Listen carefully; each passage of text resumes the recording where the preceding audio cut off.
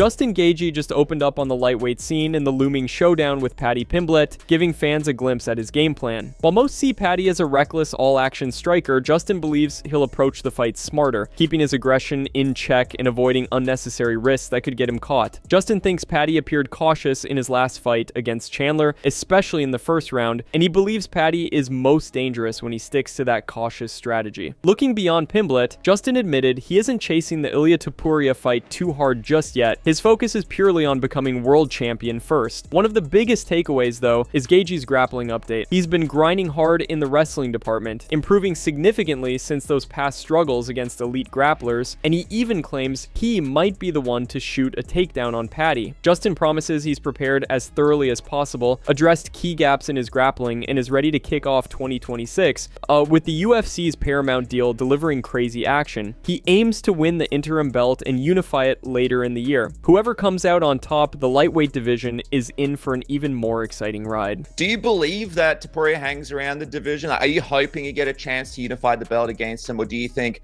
he might be going up to do this whole Islam thing potentially? Who knows, maybe at the White House or something? I guess I don't really have an opinion. I mean, if he went up, I would just be the champion, which I would, I'm not going to complain about. But I think what that leaves open is the chance for me to get a rematch against Max Holloway or Charles Oliveira, get my belt and get the BMF belt.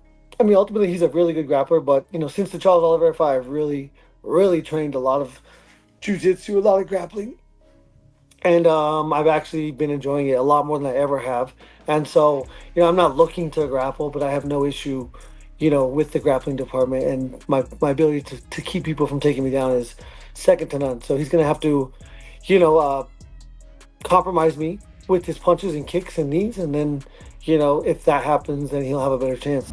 Islam Makhachev is clearly frustrated with the UFC's matchmaking, particularly regarding Arman Tsarukyan. In a recent interview, he expressed confusion over why Arman hasn't received a title shot yet, criticizing the promotion for repeatedly setting up fights that don't make sense. With Pimblett versus Gaethje now set to determine the next challenger for Ilia Topuria, Arman could end up waiting another year for a shot. Islam's advice for him is simple: stay patient and wait for the right moment. Meanwhile, Islam is focused on his first welterweight title defense. Fellow 170-pounder Carlos Prates leaked a bombshell in a recent interview that he's hearing Kamaru Usman is likely to be the next to challenge Makhachev for the belt. With both divisions heating up, the stage is shaping up for some high-stakes matchups and potentially explosive fights. In other welterweight news, Shavkat Rakhmonov caused controversy on social media after making a racist comment directed at Joaquin Buckley, referring to him as Black Boy out of nowhere. This unexpected behavior has sparked backlash across the MMA community. Let's see what Carlos Prates had to say. Como é que é você, assim, em termos de confiança? Você acredita que a próxima luta vai ser pelo cinturão? Você acha que vai precisar da próxima rodada? Eu acredito que se o Kamaru Usman lutar pelo cinturão, eu tenho que fazer mais uma luta. Se não for o Kamaru Usman, acredito muito que vai ser. Você acha que só ele pode falar da Fiona?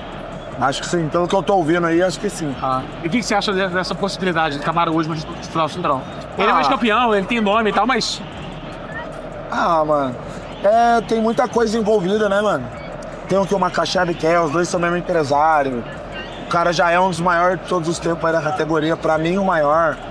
Então, o que vier vai ser bem feito. Eu acredito que, se não for essa luta de cinturão, eu vou fazer mais uma e vou. E você acha que o Usman tem alguma chance de vencer o cinturão, ou você acha que é uma rodada fácil pro Makhachev? Não, acho que fácil não, mas não ganha. Acho que o Usman não... Michael Bisping believes Merab Dvalishvili deserves a rematch with Petr Yan. In a recent episode, he dismissed any notion that the Georgian shouldn't get another shot, but he also added that he should wait his turn and let Yan face Umar Nurmagomedov first, that only if Umar gets past Figgy. On the surface, things between Merab and Yan seemed cordial after their fight. Former champ posted gracious messages on X, congratulating Yan. Peter's official X account replied with things like "see you friend," which fans took as a display of sportsmanship. But then Yan's side of the story came out. In a Russian media interview via Sports 24, when asked about those friendly exchanges on X, he essentially said it wasn't him at all. Quote, "What friendly exchanges? Where?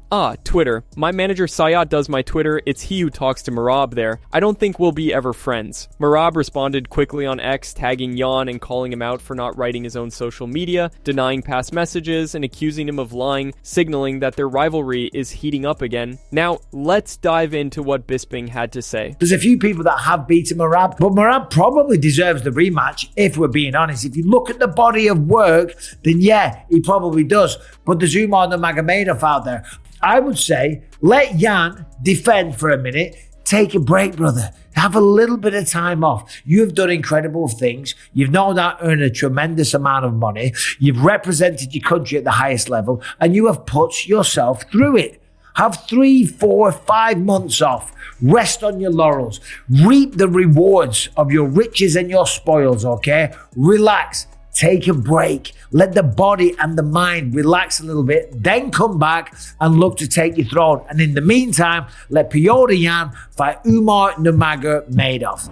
Merab Dvalishvili just dropped a huge update. In a brand new interview with Georgian outlet Ajara Sports, the former champ confirmed that the UFC told him he is definitely getting the immediate rematch for the title. Dvalishvili even detailed the exact conversation he had with the UFC officials. According to him, the UFC wants the rematch with Petr Yan to happen in the summer. That is their timeline. But Merab made it clear he wants to fight sooner. He doesn't want to sit around. He wants that belt back as soon as possible. Now, this is where the fan speculation kicked in. A lot of MMA fans think the UFC targeting summer might have a hidden reason. The theory is that they want Petr Yan to defend the belt against someone else first, and then Merab gets his immediate shot later in the year. And the front runner for that spot is none other than Umar Nurmagomedov. Umar is set to fight Figueiredo at UFC 324, and if he wins, Yan versus Umar becomes an absolutely gigantic fight. Both are massive stars in the Russian region, both have huge followings, both have history with Merab, and stylistically, it is a dream matchup for hardcore fans. If that happens, it actually lines up with how the UFC does business. It creates one of the biggest bantamweight fights ever, builds huge hype internationally, and by the time Merab steps back in, the belt becomes even more valuable. UFC reached out and told me to rest for as long as I want.